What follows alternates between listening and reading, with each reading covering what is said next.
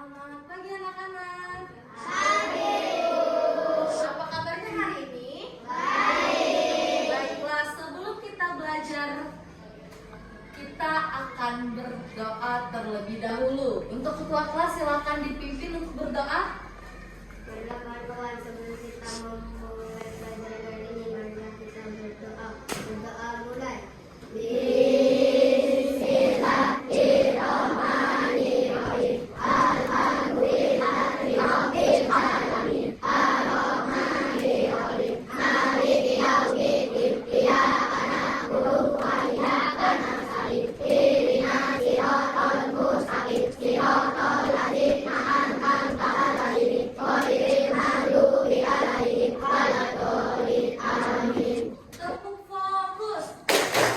Melihat, mendengar, mengingat, fokus. Baiklah, di sini Ibu akan menjelaskan manfaat sumber daya alam bagi manusia. Adakah dari kalian sudah tahu apa itu sumber daya alam bagi manusia? Oke, Ziza, silakan.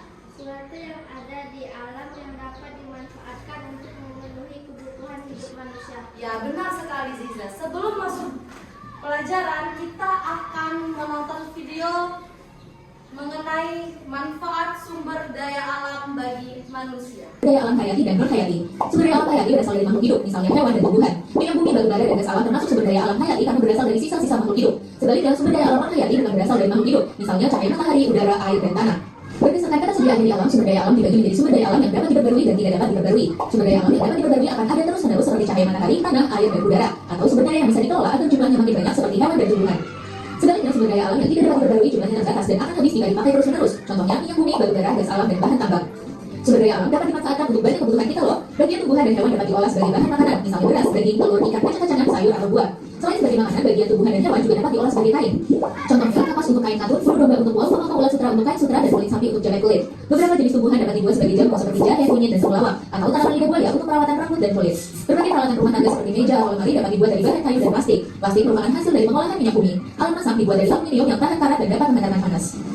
Sumber daya seperti cahaya dan batuan. Apakah kalian sudah tahu manfaat sumber daya alam bagi kehidupan kita sehari-hari? Baiklah, di sini Pak menjelaskan manfaat sumber daya alam itu sendiri ya. Sumber daya alam adalah segala sesuatu. Apakah anak-anak sudah tahu ada dua jenis sumber daya alam yang berbeda? Belum? Ada yaitu satu, sumber daya alam hayati. Dua, sumber daya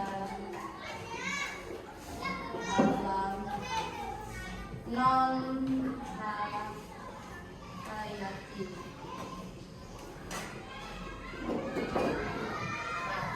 Ini kalian sudah tahu sumber daya alam hayati dan non hayati? Betul ya. Di sini bakal menjelaskan sumber daya alam hayati, yaitu sumber daya alam yang berasal dari makhluk hidup seperti kursi, makanan, dan bol. Sumber daya alam hayati berasal dari hewan maupun tumbuhan.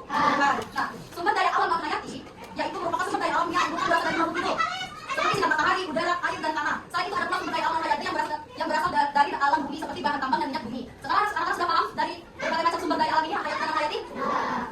Apakah anak sudah tahu tentang manfaat sumber daya alam? Belum. Yaitu memproduksi makanan.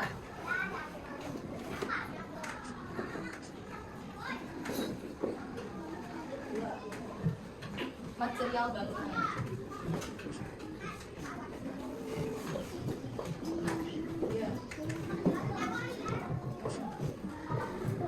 Nah, jadi manfaat sumber daya alam itu yaitu pertama memproduksi makanan, yang kedua material bangunan, yang ketiga obat-obatan. Apakah anak sudah paham manfaat sumber daya alam? Baiklah anak-anak, sekarang Ibu akan memberi kalian tugas untuk kalian kerjakan. Sekarang buka buku latihannya dan kerjakan soal pertama, itu apa yang dimaksud sumber daya alam, dan yang kedua